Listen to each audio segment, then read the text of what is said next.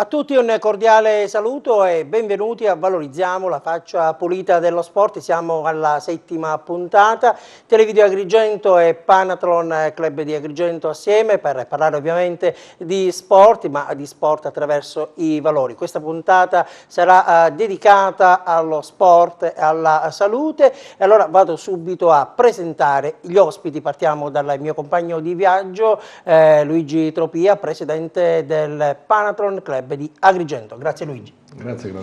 Andiamo con gli ospiti. Alla mia sinistra abbiamo la dottoressa Federica Faldetta, dietista e fa parte anche dell'Associazione Insieme per lo Sport di Agrigento. Grazie. Grazie a lei. Poi abbiamo Christian Mayer, atleta, direttore sportivo della Fortitudo. Parliamo di basket, non ha bisogno di tante presentazioni. Allora, grazie Christian. Buonasera, buonasera. E poi abbiamo anche un altro volto noto per il territorio di Agrigento. Parliamo del dottor Alfredo Zambuto, che è il direttore, il primario dell'unità operativa di fisiatria all'ospedale di Agrigento, ma è anche direttore del Dipartimento Riabilitazione e Cure Intermedie dell'ASP di Agrigento. È stato anche direttore sanitario dell'azienda sanitaria provinciale di Agrigento. Grazie dottor Zambuto. Buonasera, grazie. Bene, siamo pronti. Come detto, il tema di questa puntata, sport e salute, un binomio che va affrontato nel suo complesso, perché lo sport è importante, la salute altrettanto, e allora lì bisogna accendere i riflettori, perché lo sport ha una dimensione molto ampia e a volte le insidie non mancano. Allora noi affrontiamo questo tema sotto diverse sfaccettature. Avete visto, abbiamo ospiti di rilievo, avremo anche dei collegamenti telefonici come ormai tradizione nella nostra trasmissione. Allora partiamo subito coinvolgendo Luigi Tropia. Sport e salute, due aspetti fondamentali che ovviamente tratteremo in questa puntata. Questa è la penultima, poi ci avvieremo a conclusione. Abbiamo, Luigi, trattato un po' il ventaglio delle opzioni che riguardano i diritti allo sport, i valori che ovviamente sono intrinseci nell'attività dello sport e che hanno un fondamento importante. Sicuramente anche questo è un argomento caro al Panathlon International, perché come ho già detto nelle altre puntate, l'obiettivo del Panathlon non è quello di celebrare i campioni, quindi di capire chi vince, ma come si vince. E quindi in questo ambito anche condurre una vita sana e riuscire quindi a evitare di andare negli eccessi è importante nel mondo dello sport. Ecco, è importante ovviamente lo sport, ma anche l'alimentazione, una sana, una corretta alimentazione. Allora subito vorrei chiamare in causa Federica Faldetta, dietista. Ecco, l'alimentazione sana, un'alimentazione corretta è alla base per poter ovviamente vivere una qualità della vita migliore. Esattamente, sono due aspetti imprescindibili, non sono due facce della stessa medaglia. Praticamente non si può garantire uno stile di vita corretto se non associando uno stile di vita attivo, quindi promuovere lo sport il più possibile, associando ovviamente ad una corretta e sana alimentazione il tutto. E in particolare io, in quanto dietista, in quanto anche membro dell'Associazione Insieme per lo Sport, appunto ci stiamo occupando di promuovere a 360 gradi l'attività sportiva, coinvolgendo soprattutto i ragazzi comunque più piccoli, perché è proprio da loro che si dovrebbe cominciare a fare prevenzione ed evitare che appunto con gli anni possano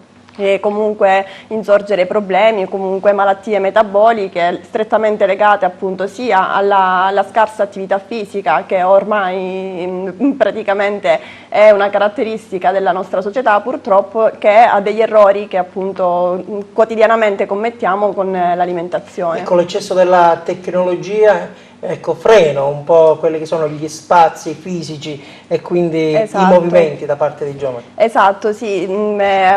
Abbiamo più o meno quasi tutti i bambini hanno uno stile di vita sedentario, e questo è confermato dagli ultimi dati delle ricerche scientifiche, che attestano appunto come il tasso di sovrappeso e obesità aumenti di anno in anno, quindi occorre intervenire prima che sia troppo tardi. Christian Mayer, nello sport, parliamo di basket nella fattispecie. Ecco, voi la Fortitudo, l'alimentazione che ruolo ha?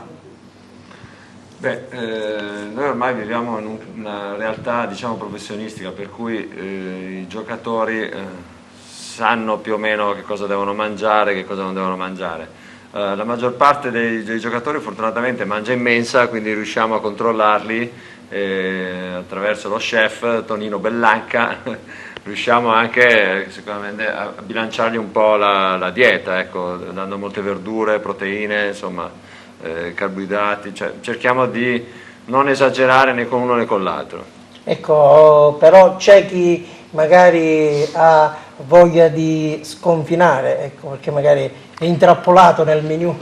Sì, questo sicuramente sì, infatti ci sono gli americani che fanno ogni tanto tappa, che posso dire, in qualche McDonald's, Burger King di riferimento, però tutto sommato insomma no, di verità sono abbastanza professionisti nel genere. C'è chi addirittura ha adottato una dieta tra virgolette vegana, insomma ognuno fa le sue, però ci sono le mode, no? C'era allora anni fa la dieta zona, la famosa dieta con latticini, mangiare a certi orari, tutte cose, cioè, credo che l'alimentazione sta evolvendo piano piano si troveranno anche le dosi giuste, i tasselli giusti per dare una sana e corretta alimentazione per tutti.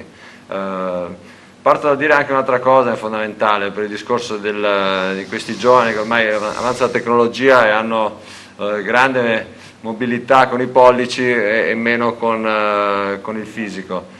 Bisognerebbe comunque partire dalle scuole, perché molte scuole non hanno le palestre attrezzate per poter fare educazione fisica, si fa troppo poco educazione fisica in Italia rispetto a quello che sono le scuole all'estero, tipo Inghilterra, America, Svezia.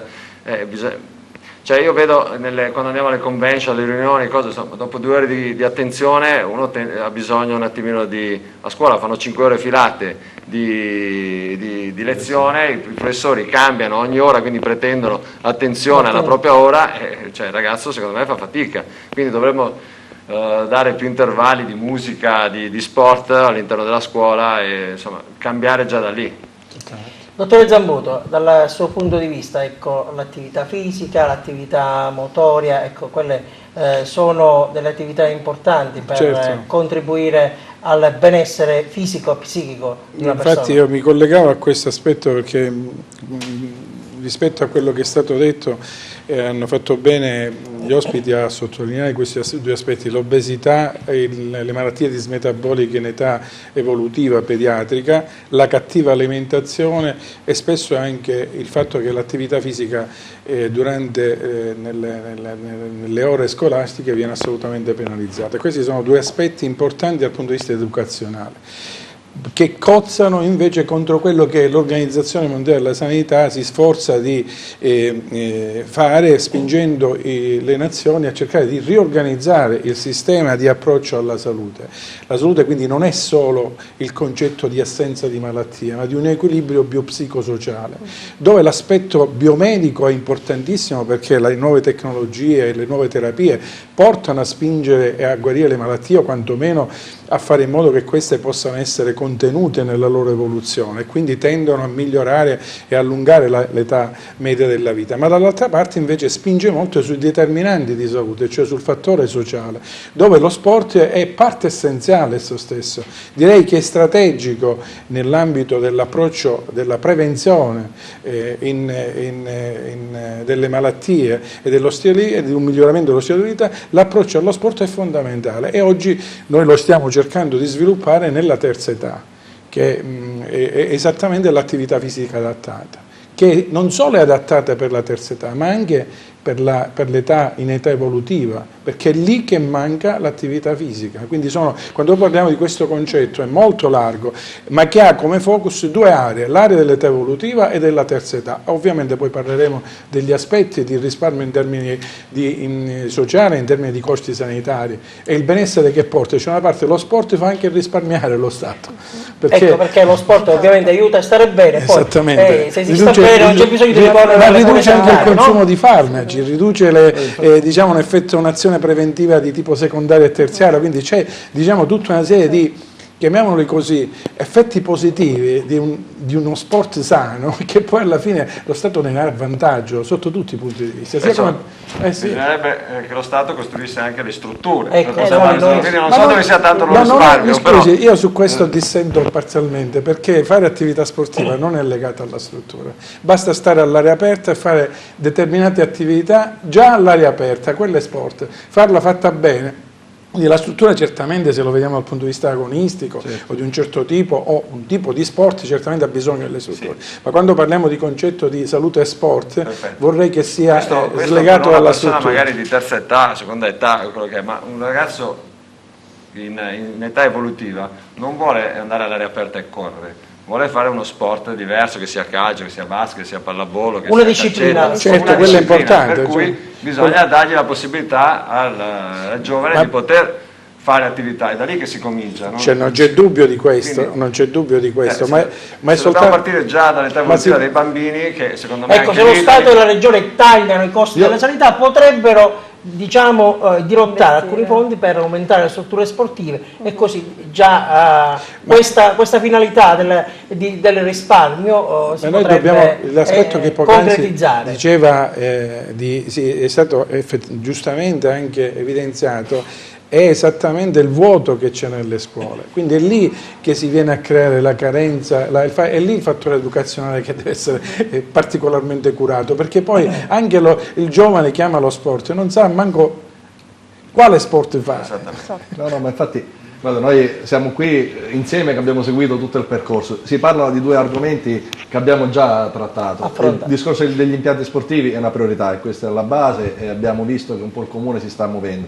Il discorso che fa il dottor Zambuto è un altro discorso che è pure vero, infatti colgo l'occasione per far notare un passaggio che ha detto il professor Franklin, che è stato in un convegno su sport e salute a Forlì, in cui lui dice che il modello sanitario da reattivo, cioè che interviene solo quando siamo malati, bisogna passare a un modello proattivo, cioè il medico deve essere un consulente per uno stile di vita migliore e più sano. Quindi, è chiaro che questo modello, che è moderno e a cui bisogna tendere, è importante per tutti. Poi che gli impianti sportivi siano una cosa importantissima, imprescindibile, soprattutto nella nostra città, e questo è sacrosanto, perché oggi, purtroppo, tra l'altro ne approfitto per continuare a dire, oggi si fa sport, e Cristian lo può testimoniare, in strutture private dove si dà un aiuto incredibile per fare sport. Alla Fortitudo lo so personalmente, ma ci sono persone che non possono neanche spendere un euro e oggi non possono fare sport perché non ci sono strutture pubbliche per nessuno. Dottoressa Faldetta, ecco, con l'associazione Insieme nello Sport siete impegnati anche nelle scuole, siete state a Palma di Montechiaro di recente, avete coinvolto gli alunni, ecco, queste sono delle tappe importanti. È un'iniziativa, esatto, che abbiamo programmato anche per il prossimo anno altri interventi nelle scuole, non soltanto nelle scuole elementari ma anche medie e superiori, cercando di ritagliare dei momenti appunto di informazione, di sensibilizzazione, rivolgendoci non soltanto ai bambini, ma come abbiamo appunto potuto riscontrare in questo primo nostro incontro, l'interesse era anche tanto da parte dei genitori di questi bambini, sono stati anche loro infatti presenti, sono stati coinvolti, in particolar modo ci siamo rivolti ai più piccoli, anche coinvolgendoli in attività pratiche, proprio giochi, attraverso cui fare capire l'importanza dello sport. E quindi qualsiasi sport, purché piaccia, però il bambino deve comunque cercare di muoversi il più possibile durante l'arco della giornata. E dall'altra parte abbiamo appunto trasmesso quelli che sono i principi base di una sana e corretta alimentazione. Ecco, la corretta alimentazione, un'alimentazione equilibrata. E con la dieta mediterranea, in questo senso, che ruolo assume? Esatto, la dieta mediterranea è appunto il punto di riferimento, poi soprattutto nel nostro territorio, cercare di appunto privilegiare l'utilizzo, il consumo di prodotti naturali, di legumi, dei cereali in genere, prodotti integrali, piuttosto che il pesce azzurro, ridurre il consumo della carne. Tutti piccoli accorgimenti che la popolazione in generale, la popolazione sana dovrebbe appunto rispettare e in particolar modo occorre trasmetterle proprio ai più piccoli, evitare quindi di consumare gli snack ipercalorici che ovviamente portano poi ai risultati che possiamo riscontrare nella società attuale. Cristian Maier, oltre all'alimentazione, al menù, a quello che si mangia giornalmente, ecco, nello sport c'è questo bisogno di attingere poi a vitamine, a integratori, oppure ecco, bisogna limitarsi a quella che è una sana alimentazione per poi avere una prestazione più efficiente? Ecco. Non lo so, io appartengo alla vecchia scuola purtroppo, quindi non facevo molto uso di integratori o cose di questo genere, o massaggiatori, insomma. Adesso vedo che ci sono un sacco di prodotti che cercano di integrare la maggior parte delle vitamine che necessita magari un atleta oppure una persona, e so che ci sono molti ragazzi che ne fanno uso. Ecco, io non sono tanto per questi tipi di integratori, sinceramente sono più per un cibo naturale ad alta digeribilità, soprattutto perché cioè, si allena 2 volte al giorno, per cui insomma, bisogna avere anche il tempo di digerire, insomma, bisogna fare attenzione a quello che si mangia. Io so che molti atleti, ovviamente quelli che fanno magari uno sport individuale, lo curano molto meticolosamente il cibo, e hanno dei grandi risultati. Non ultimo è Djokovic, il tennista, che ne parla, ha scritto un libro in cui parla in maniera entusiastica del tipo di dieta che fa, che l'ha aiutato moltissimo ad arrivare dove è arrivato. Dottore Zambuto, lei nel passato è stato anche medico sportivo. Ecco, il medico sportivo o poi il medico che ovviamente sta a contatto con la squadra, ecco, deve essere un guardiano, una sentinella, oppure a volte ecco, si rischia di chiudere qualche occhio? Ma guardi, io la mia esperienza quando ero medico sportivo dell'Impre, quindi tantissimi anni fa, a parte il periodo molto bello e entusiasmante, ma dovevo essere molto attento, perché anche se erano squadre femminili e quindi possibilmente anche c'era un certo garbo nell'approccio alle atlete, però fondamentalmente sono questi sport, basket, la pallavolo, sono sport sani, dove l'atleta, se fa qualcosa di strano, te ne accorgi immediatamente. Allora lì è importante, almeno quando dovevamo avere intanto un rapporto a 3, cioè tra il preparatore atletico, l'allenatore e il medico. Poi un rapporto di fiducia importante con l'atleta. L'atleta si deve fare trasportare, non deve fare di testa propria. Parlavamo del suo ruolo di medico sportivo di qualche anno fa. Abbiamo in collegamento telefonico, in diretta, il dottor Gianni Ladelfa, che è il presidente della Federazione Sportiva Italiana dei Medici. E allora grazie per aver accettato il nostro invito, dottore Ladelfa. Pronto? Grazie a voi. Grazie, allora parliamo di sport e salute. Nel primo giro ecco, è venuto fuori il problema dell'obesità. Questo è un problema serio che in Sicilia ha una cifra molto elevata. Certo, è serissimo, perché abbiamo il primato di obesità in Italia, addirittura la regione ha più alto indice in Europa, e quindi tra l'alimentazione calorica e la sedentarietà, ovviamente noi siamo contenti di inserire una cultura del movimento, non per ciò una cultura sportiva, ma una cultura del movimento nei ragazzi di oggi e negli adulti di domani. Ecco, lì bisogna intervenire ovviamente con una corretta alimentazione, una sana alimentazione. Innanzitutto bisogna evitare gli errori alimentari, che sono le cose più semplici che al di là di una dieta personalizzata.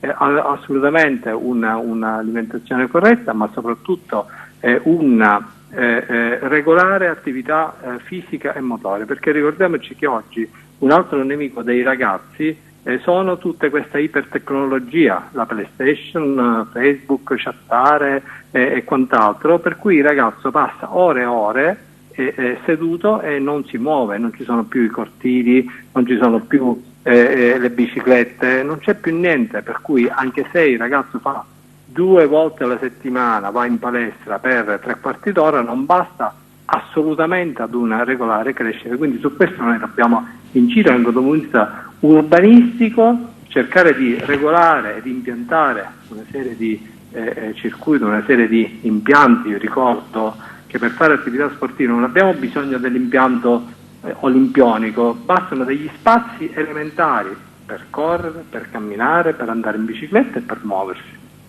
Ecco, la federazione come si muove? Ecco, qual è l'ordine che viene dato ai medici sportivi? Ma innanzitutto la Federazione Medico Sportiva in Sicilia promuove tutta una serie di iniziative culturali in ambito medico, nelle scuole, all'università, per cercare di dettare uno stile di vita moderno, uno stile di vita corretto che rivolge i ragazzi verso il mondo del wellness, che non è altro che il mondo del benessere, che non è soltanto movimento, ma è anche una sana igiene di vita, no alcol, no fumo, un'alimentazione ricca di sali minerali. Ricordiamoci che la maggior parte dei bambini non mangia più verdure e quindi andare a letto presto. Un bambino ha bisogno almeno di 9-10 ore di sonno, invece noi vediamo che i bambini di oggi dormono quanto gli adulti. Allora tutto il contesto poi cosa determina? Determina anche un cattivo metabolismo, una cattiva igiene di vita e poi un rischio domani di andare incontro a malattie metaboliche e cardiocircolatorie in età giovanile, e questo non può andare più bene. Dobbiamo cambiare assolutamente pagina. In questo chiediamo da parte della Regione un aiuto a che vengano promossi una serie di progetti finalizzati all'attività motoria in età evolutiva. Ecco, in età evolutiva quindi bisogna anche fare leva, bisogna coinvolgere in queste attività i pediatri.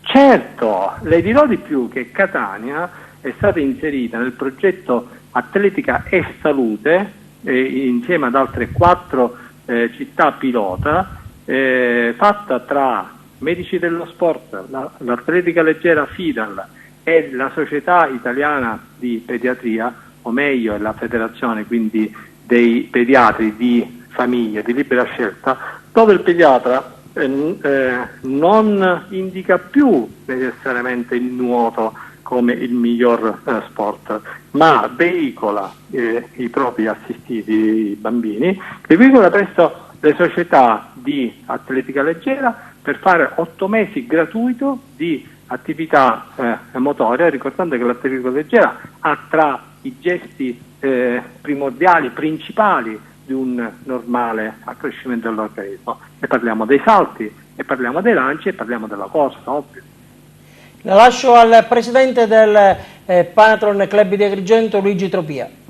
Dottor, buonasera, la ringrazio innanzitutto per questa... No, ringrazio a voi perché chi parla di attività motore è da elogiare.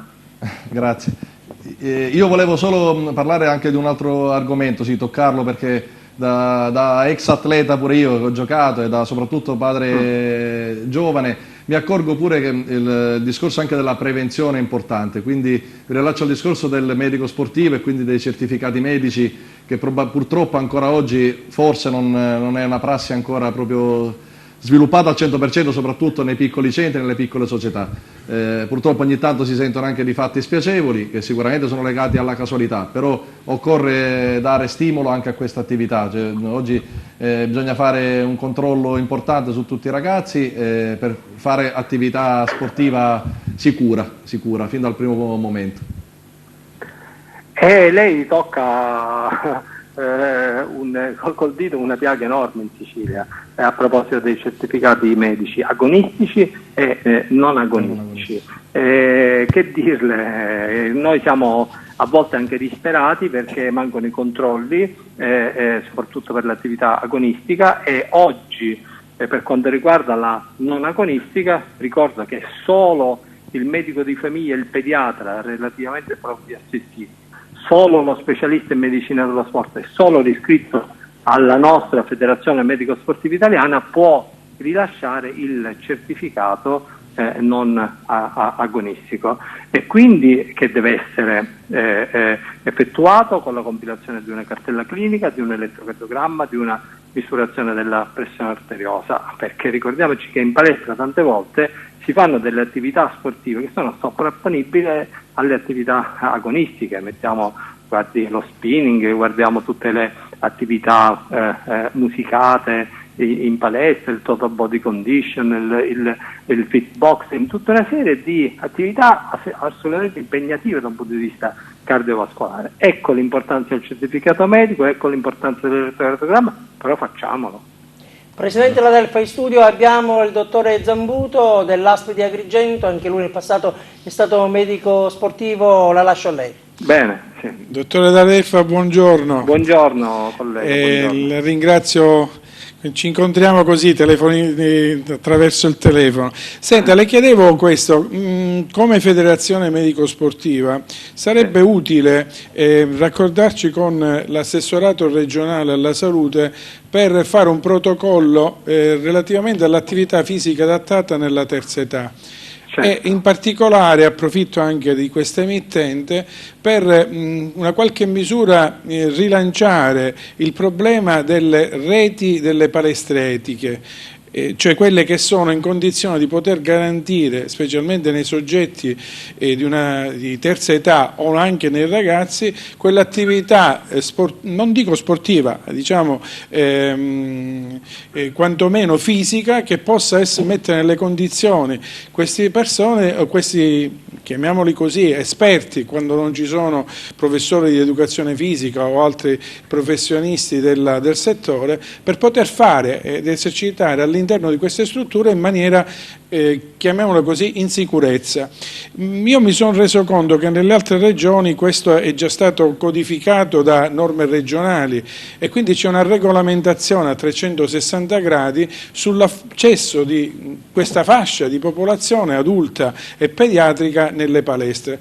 Questo perché lo dico? In particolar modo non tanto per quella della terza età di cui io mi interesso particolarmente, quindi c'è un vuoto legislativo, ma soprattutto siccome abbiamo parlato poc'anzi del fattore educazionale a scuola, quindi per l'avvio allo sport, per fare in modo che il giovane si avvicini all'attività fisica, perché nella maggior parte dei casi noi ci accorgiamo che sfugge all'attività fisica gran parte della fascia dell'età pediatrica, però chi arriva poi a fare sport spesso va a fare uno sport che non è quello giusto per quel paziente, per quel ragazzino, perché spesso vengono proposte attività fisiche che sono scollegate col morfotipo, cioè causiamo poi patologie in età precoce quando queste patologie normalmente non dovrebbero esserci. Faccio due esempi. Il primo, l'ernia discale. Io ho visto ernia discale a ragazzini di 16 anni, oppure problemi legati di discopatia cervicale nei soggetti che fanno rugby, e ne potrei Certo. Ora, nella mia attività purtroppo queste cose non sono più così rare, cominciano a essere frequenti. Allora lì è necessario intervenire, perché chi fa la proposta diciamo di un'attività sportiva, quindi viene a tessera un ragazzino, magari possibilmente fa numero, ma in quel momento va a fare un'attività sportiva che non è idonea dal punto di vista diciamo della Costituzione. Quindi è un aspetto che secondo me nella nostra regione va curato, e sicuramente la Federazione Medico Sportiva in questo senso potrà fare molto. Io la ringrazio per il moderno argomento che è stato introdotto, perché parliamo di attività fisica adattata e parliamo di prescrizione personalizzata dell'esercizio fisico a scopo preventivo terapeutico, e quindi rivolta alle fasce più deboli, soprattutto per quanto riguarda la fascia degli anziani. Quindi un'attività fisica che è a rischio zero, che quindi non mette a rischio l'organismo, ma al contempo dà la possibilità di avere quei benefici che permettono un allontanamento, una riduzione di patologie cardiovascolari, osteoarticolari, metaboliche e quant'altro, ma soprattutto un decremento dei processi di invecchiamento proprio dettati dall'attività fisica, che recentemente si è visto già anche che incide a livello percentuale su un miglioramento anche per quanto riguarda le malattie neoplastiche, quindi questa è una cosa molto importante. I rapporti con l'assessorato ci sono piuttosto importanti, con degli esempi e con delle realtà ricordo l'ultima con il direttore Candela all'ASP di Palermo, con gli ambulatori di medicina dello sport proprio dell'ASP per fare attività fisica adattata. C'è un qualcosa anche a livello, o c'è stato, ora quest'anno sarà riproposto per l'ASP di Ragusa e sta iniziando anche la ASP di Enna. Però giustamente come dicevate in studio dobbiamo codificare, il problema nasce dal fatto che la visita medico-sportiva è riferita soltanto agli atleti e non invece al medico sportivo che deve indirizzare l'individuo verso una corretta attività motore. In questo caso non rientra nei LEA e io proprio oggi ho lavorato perché dobbiamo sapere che la Sicilia insieme ad altre 2 regioni rappresenta a livello di consulta Stato-Regioni per la medicina dello sport e quindi stiamo portando avanti proprio un documento che potesse far rientrare nei LEA addirittura la visita medico-sportiva proprio come ha detto lei, con un'indicazione attitudinale, con una prescrizione personalizzata verso l'attività motoria. È impresa ardua, difficilissima, ma noi ci stiamo tentando. Ci vorrebbe insomma un filtro d'ingresso, per essere molto sintetici. Certo, un filtro d'ingresso, però questo filtro porta un aggravio di spesa del Servizio Sanitario Nazionale e quindi questo deve essere autorizzato a livello ministeriale. Noi ci tenteremo con poche probabilità, ma proprio oggi, sembra una coincidenza, ho concluso insieme al nostro responsabile della formazione che è il dottor Pietro Di Fiore, della formazione della medicina dello sport della federazione nostra e che è anche il rappresentante per la Sicilia per la medicina dello sport in questa conferenza Stato-Regione, quindi la persona giusta perché possa portare avanti queste problematiche che sono straordinarie. Voi vi immaginate come far fare attività motoria a soggetti dopo una certa età significa un risparmio di spese sanitarie perché ci si ammala molto di meno facendo attività motorie, ovvio. Va bene, grazie Presidente per il suo intervento. Grazie a voi, a disposizione della Federazione Medico Sportiva è sempre posto a servizio. Grazie. Grazie e buon lavoro. Grazie, arrivederci. Ringraziamo allora il Presidente Geni Ladelfa, Presidente della Federazione Italiana dei Medici Sportivi per quanto riguarda la Sicilia, per queste considerazioni ma anche per le notizie che ci ha dato di prima mano. Dopo questi incontri odierni sono emersi momenti di riflessione, spunti molto importanti. Allora partirei subito, ovviamente perché il tema è più pertinente, con il dottore Zambuto. Ecco, temi importanti che bisogna approfondire e sviluppare. Sì, non c'è dubbio perché è lì che si parte. Io farei una premessa: perché oggi c'è questa particolare attenzione? Noi abbiamo 2 esigenze come nazione: il contenimento dei costi sanitari, una popolazione che aumenta sia come età media ma come fascia di bisogno sanitario. La famosa piramide della vita non è più una piramide ma è una botte, per cui vedremo c'è l'età avanzata che spinge, quindi molti più diciamo, soggetti oltre gli 80 anni e si presume che nel 2050 saranno circa 500.000 in Italia gli ultranovantenni, quindi c'è una popolazione che va a aumentare. Poi c'è una fascia over 60, dove mi ci metto anche io naturalmente, che negli anni del XIX secolo e forse nel XVIII già raggiungere 60 anni era un'età importante.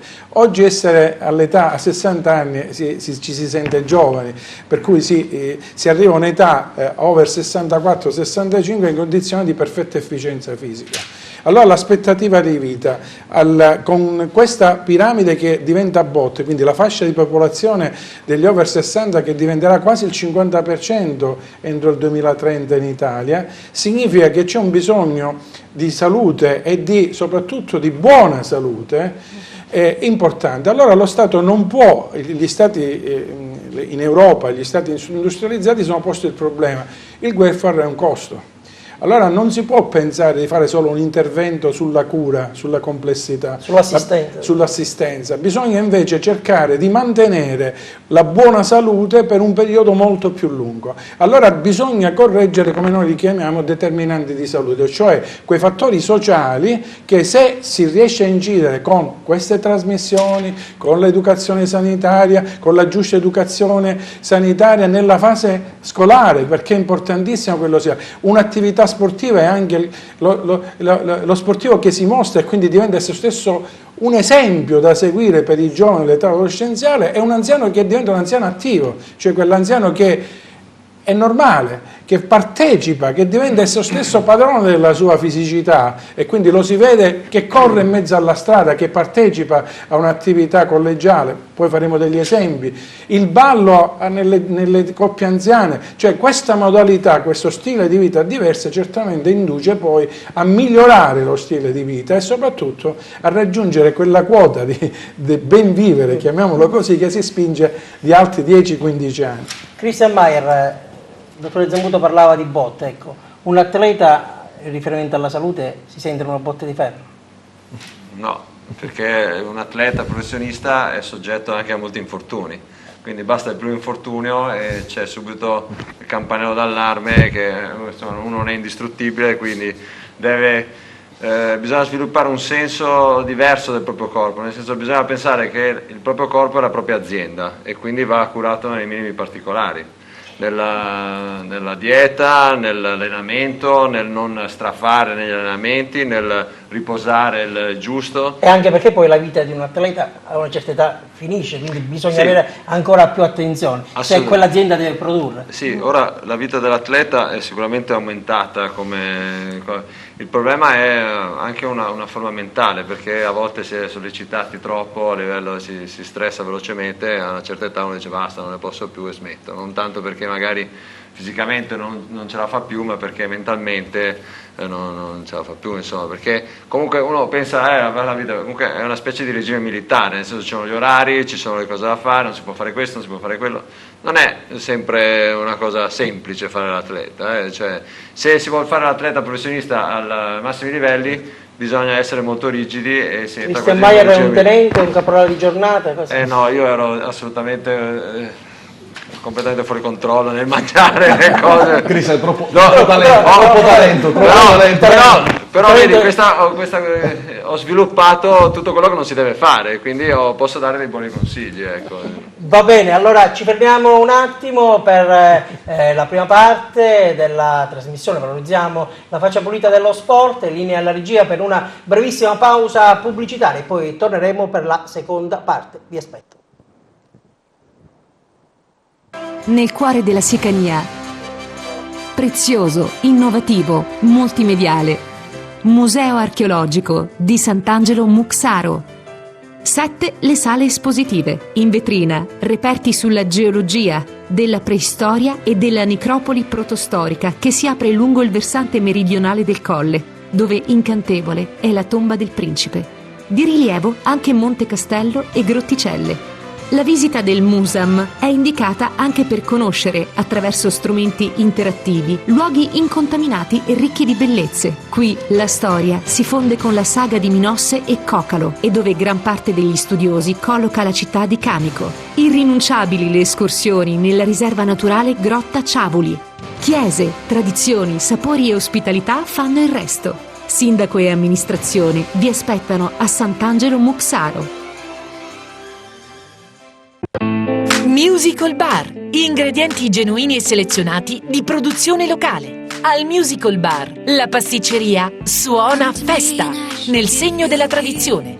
Siamo in via Porta Palermo a Raffadali, la culla del pistacchio, un marchio di fabbrica che firma i nostri migliori prodotti a prezzi imbattibili. Tutto preparato artigianalmente nel nostro laboratorio. Ecco il nostro gelato, preparato con cura, passione e competenza. Una varietà di gusti e specialità della casa per deliziare il vostro palato. Venite a trovarci a Raffadali, in via Porta Palermo 147. Da noi al Musical Bar qualità e convenienza fanno la differenza. Bene, siete tornati in diretta per la seconda parte di Valorizziamo, la faccia pulita dello sport. Torniamo dopo la pubblicità, abbiamo visto delle golosità, ovviamente quelle sono da escludere. Esatto. Ogni tanto, magari ridurre la frequenza di consumo di questa tipologia di alimenti. Però ogni tanto bisogna esatto. ecco, lo strappo. L'importante è non eccedere, come in ogni cosa ovviamente. Con l'eccesso ovviamente fa sempre Esatto. male, produce effetti negativi. Allora, per quanto riguarda l'attività dell'associazione, ci sono in cantiere altre iniziative? Altre iniziative, sì, in programma per il prossimo anno, a parte appunto il coinvolgimento delle scuole elementari, medie e anche superiori. Speriamo di poter creare delle situazioni in cui è possibile anche avere un testimonial agli sportivi in generale di qualsiasi attività, dal basket al calcio, ma anche la pallavolo, il calcio a 5, per realtà presenti comunque nel territorio agrigentino, che appunto portano la loro testimonianza a favore dell'attività sportiva e dei vantaggi che questa comporta, soprattutto appunto nella fascia d'età dei più piccoli, proprio perché in modo tale che questi possano crescere più in forma possibile, ovviamente, ed evitare queste patologie. Luigi, noi ogni puntata ci proiettiamo sempre nel prossimo futuro, ecco, il Panathlon potrà organizzare delle iniziative sotto questo aspetto per accendere i riflettori sulla buona alimentazione, sulla corretta alimentazione, sulla pratica dello sport, ecco, poi possiamo prendere qualche impegno per sollecitare, per stimolare. Sicuramente, Claudio, anche perché questo è vero che è la penultima puntata, ma viene realmente con un riassunto di tutte quelle che abbiamo fatto. Mi viene in mente per esempio il discorso che abbiamo fatto prima di risparmio di costi di educazione fin dall'infanzia. Quando abbiamo parlato di doping, per esempio, il dottor Zambuto mi può correggere se sbaglio, si disse che le sostanze dopanti aumentano moltiplicano le cellule tumorali.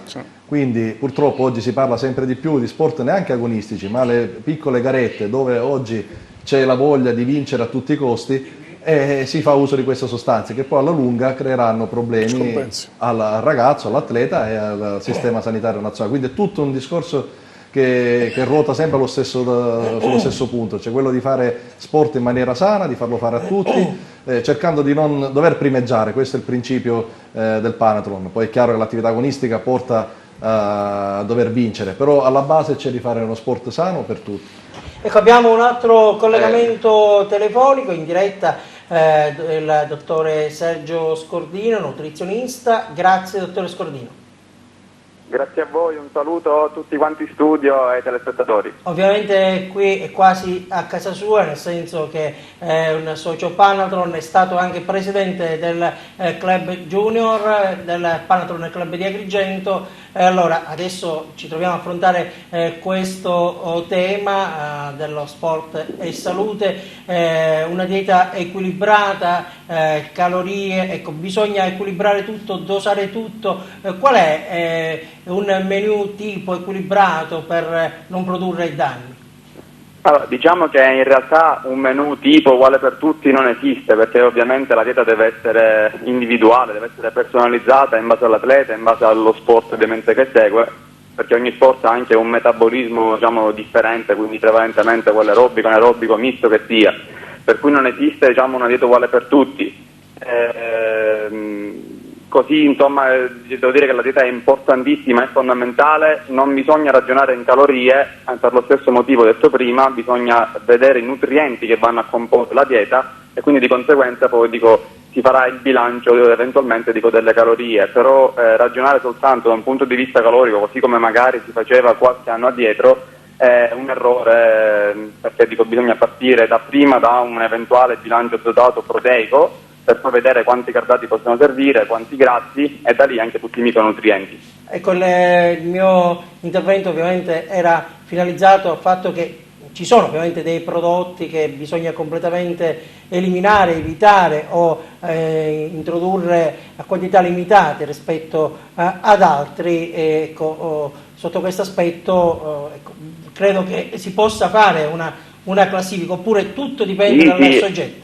Assolutamente sì, perché diciamo che sono da escludere sempre a priori tutti i junk food, per cui tutti i cibi spazzatura, troppo ricchi di zuccheri artificiali, così come di grassi cattivi, non so, anche le fritture costanti, le bibite gassate, sono tutti ovviamente prodotti che non dovrebbero far parte, ecco, del quotidiano di un atleta, di uno sportivo in generale. Però per un atleta, per uno sportivo, diciamo che possiamo rifarci tranquillamente a quelle che sono oggi le linee guida, per cui sicuramente sono da prediligere i prodotti naturali, quindi comunque cereali, specialmente quelli in chicco, per cui il riso, il farro, l'orzo, magari piuttosto rispetto a quelli raffinati come pane e pasta, perché danno un rilascio magari graduale di energia, così come le fonti proteiche ad alto valore biologico, per cui pesce, carne bianca, uova. Così poi ovviamente si può procedere, non devono mancare mai tutte le fonti di acqua, vitamine e sali minerali come prodotti ortofrutticoli freschi e di stagione. La lascio al presidente del club di Agrigento, Luigi Tropia. Ciao Sergio. Buongiorno Presidente. Ci conosciamo, grazie per l'intervento. Siccome è un argomento ormai d'attualità questo di cui stiamo parlando, a Forlì hanno organizzato un convegno un mese scorso, potrebbe essere l'idea di farne uno qua ad Agrigento, quindi magari più avanti ci possiamo sentire. Può essere l'occasione. Va bene, grazie dottore Scordino. Un attimo, Grazie a voi. un attimo solo, la lascio al dottore Alfredo Zambuto che è pronto per farle una domanda. Senta, buonasera, io la volevo sollecitare. Poc'anzi ne ho parlato col dottor Ladelfa, abbiamo avuto modo di scambiare diciamo un'opinione. Diciamo, si sta diffondendo in Italia e in molte regione Emilia, Toscana e altre, sono state regolamentate le attività delle palestre. E in particolar modo sono state individuate due livelli, la palestra della salute e la palestra etica. Naturalmente questo cosa comporta? Comporta che attraverso regolamenti condivisi le palestre adottino un criterio etico, soprattutto nell'ambito della propria attività, e quando parlo etico intendo dire non dal punto di vista ma di approccio a chi si prende in carico la palestra, e facendolo in maniera più professionale possibile, ma aperta a tutti, non solo all'atleta o chi vuole fare sport di un certo tipo, quando invece l'attività motoria sia nella terza età che nella giovane età o nell'età adolescenziale. Questo presuppone che i criteri che devono rispettare, sia strutturali, organizzativi, anche, chiamiamoli così, culturali, di competenze, devono essere uniformi. Ha portato poi in questa regione di creare degli albi che poi sono disponibili sia per quanto attiene le associazioni, ma anche per le ASP, perché i medici di medicina generale, medici pediatri, fisiatri, medici sportivi o chiunque in ogni caso si può interessare di sport possa indicare strutture che diano l'affidabilità e la professionalità necessaria. Questo è un vuoto, io lo dico legislativo in ambito regionale, però nulla osta che questo si possa fare a livello locale attraverso la collaborazione, anche ne approfitto del presidente del Panathlon è qua, perché possa essere così, facciamo un piccolo esperimento fatto sul campo nell'Agrigentino per cominciare a fare un discorso diverso, che secondo me è fondamentale, perché si comincia da queste cose, a parte il fatto poi avere un minimo di attrezzature che debbono mettere in sicurezza la stessa palestra, un esempio per tutti il defibrillatore o corsi di BLS eccetera, più che allora, sono situazioni che secondo me elevano moltissimo il livello della qualità, ma soprattutto mettono in sicurezza la stessa struttura. Prego. Sì, mi trovo assolutamente d'accordo, dico, con questo punto di vista, per cui c'è sempre, credo, la massima disponibilità anche a poter collaborare diverse figure professionali, ovviamente tutte quelle che possono essere interessate a 360 gradi nell'ambito dello sport, appunto, che sia dilettantistico che sia professionistico, assolutamente mi trovo d'accordo. Va bene, grazie dottore Scordino per il suo intervento. Un saluto di nuovo. Grazie. Allora, dottore Zambuto, il rapporto sport terza età. Ecco, questo è un segmento interessante. Sì, io infatti ne approfitto per fare questa panoramica, così chi ci ascolta possa capire perché lo sport nella terza età è importante. Allora, l'attività motoria, non parliamo di sport. Allora, normalmente un soggetto anziano Cioè, perché lo sport? Perché tende a combattere la cronicità e la disabilità. Quando parliamo di cronicità è perché ci rivolgiamo a pazienti, a soggetti di una certa età. Solitamente negli over 65 cominciano ad avere i primi problemi, le persone, gli acciacchi articolari, l'osteoartrosi, nelle donne l'osteoporosi. Allora, solitamente nei soggetti che sono poco avvezzi all'attività motoria, quindi vanno verso la sede dell'età, l'ipomobilità, questo determina con l'avanzare dell'età una riduzione della massa muscolare, che noi chiamiamo sarcopenia. Questa riduzione della massa muscolare porta a un'ipomobilità. Conseguentemente si ha una ridotta elasticità articolare e quindi il cammino diventa non più faticoso, più lento, più diciamo inceppato. Nello stesso tempo si ha minore resistenza allo sforzo fisico e conseguentemente anche il nostro scheletro comincia a soffrirne, diventa più povero di calcio, diventa più fragile. Naturalmente se questa situazione colpisce e colpisce parecchie persone, poi tenderà verso la disabilità. L'esempio più classico è che in un soggetto anziano, se cade, si frattura. Allora perché si frattura? Perché ovviamente è un soggetto che cammina male, mantiene l'equilibrio in maniera scorretta, inciampa, cade, si frattura per lo E gli ammortizzatori non funzionano. E non funziona. Quindi il rischio non solo della frattura anziana, ma di morte, perché il rischio di morte in un anziano over 70 è n volte superiore rispetto a un soggetto più sano. Allora già basta questo per dire quanto incide e la prevenzione e soprattutto il costo della sanitaria. Seconda cosa, fare attività, esattamente noi anziché tendere verso la menomazione e la disabilità invertiamo il percorso, nel senso che l'attività fisica cosa porta? Porta a un miglioramento del tono muscolare, a un ricondizionamento cardiocircolatorio, a una riduzione della pressione arteriosa come fattore di rischio di ictus cerebrali o di infarti eccetera, a una riduzione della pressione arteriosa, quindi a un minor consumo di farmaci e anche in termini di dosaggio, di quantità, un miglioramento della performance generale dell'anziano e quindi una migliore partecipazione, perché il soggetto a quell'età si impadronisce della propria fisicità, ci si rende conto che il corpo non è più qualcosa di pesante, ma lo deve vivere in maniera attiva, migliora il tono dell'umore, perché l'attività sportiva o l'attività fisica, quando un anziano cammina, o tutti noi, una bella passeggiata, ci sentiamo con l'umore, stiamo meglio, perché? Perché si producono endorfine e quindi le endorfine migliorano l'ottimismo, il tono, la persona affronta la giornata in maniera diversa. Basta pensare che l'attività sportiva, cioè l'attività fisica, riduce la pressione di 2-3 mm di mercurio, 4 mm di mercurio che si mantiene per 13-14 ore durante il giorno. Quindi questo significa che se un soggetto fa un'attività fisica 3-4 volte alla settimana, mezz'ora a volta, riesce a ridurre il livello di pressione sistodiastolica al di sotto di 3, 4, 5 mm di mercurio, che sono già importanti per ridurre il dosaggio del farmaco che prendo o addirittura non prenderlo.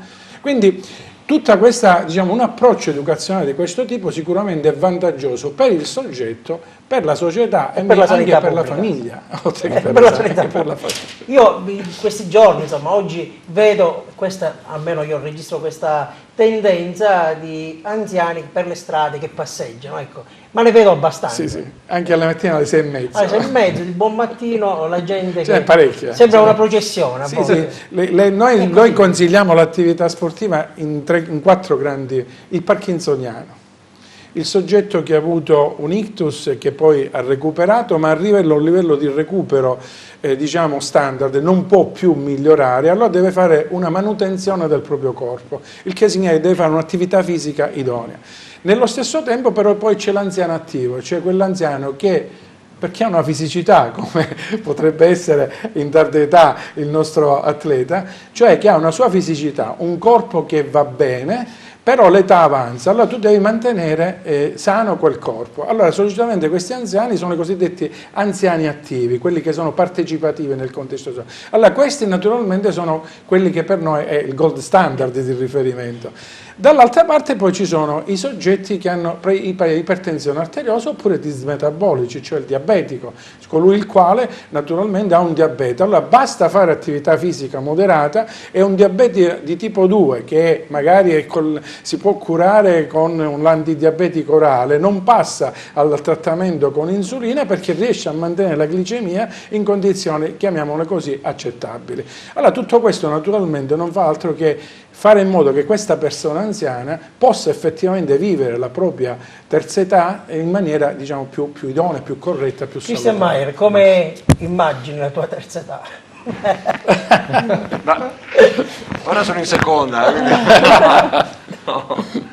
no, è chiaro che quando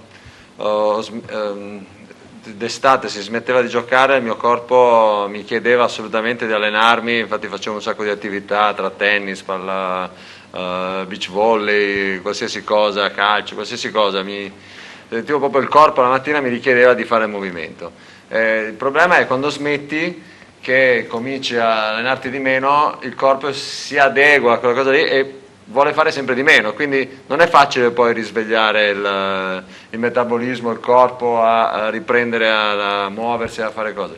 Io ho fatto qualche anno di stop, ora saltuariamente sto riprendendo perché insomma, sento la necessità di farlo di nuovo. Quindi... Quando aiuta una vittoria al benessere psichico? Com'è? Quando aiuta una vittoria al benessere psichico? Quando ho avuto la vittoria? Quando aiuta una vittoria?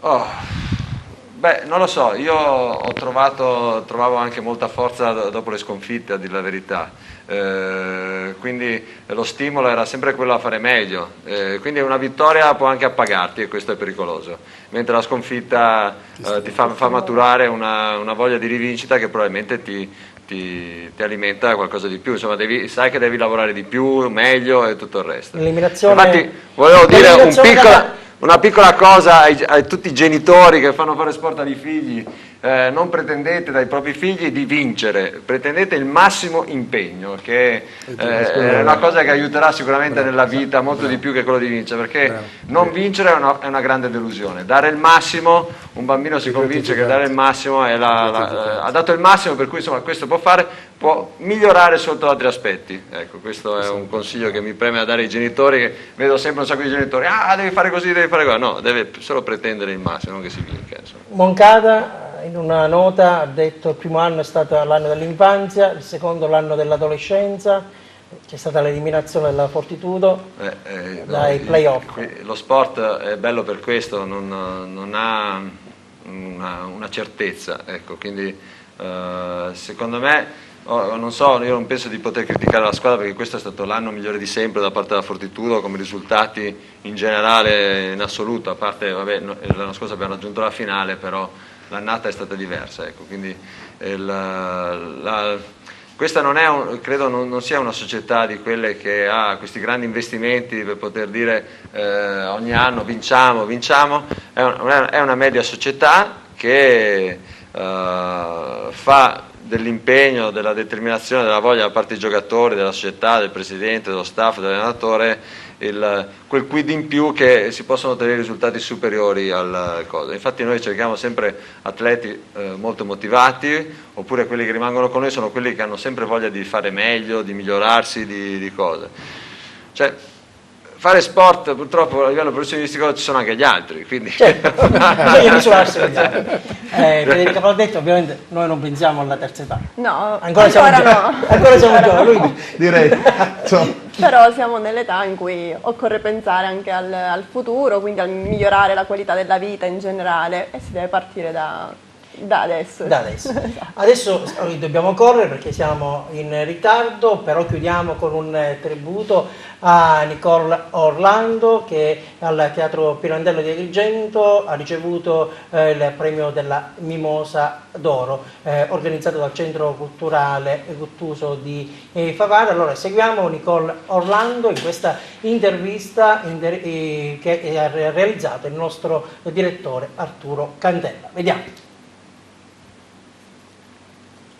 Ecco Nicole, qui ad Agrigento per questo premio Mimosa d'Oro, che significato assume per te ricevere un premio così importante? Grazie anche per voi che mi avete invitata qui, perché io sono andata L'altra volta sono venuta qui a gita scolastica con la mia scuola, ho visto archi, Palermo, queste cose, sono orgogliosa di essere una donna italiana e grazie di tutto, a me piace.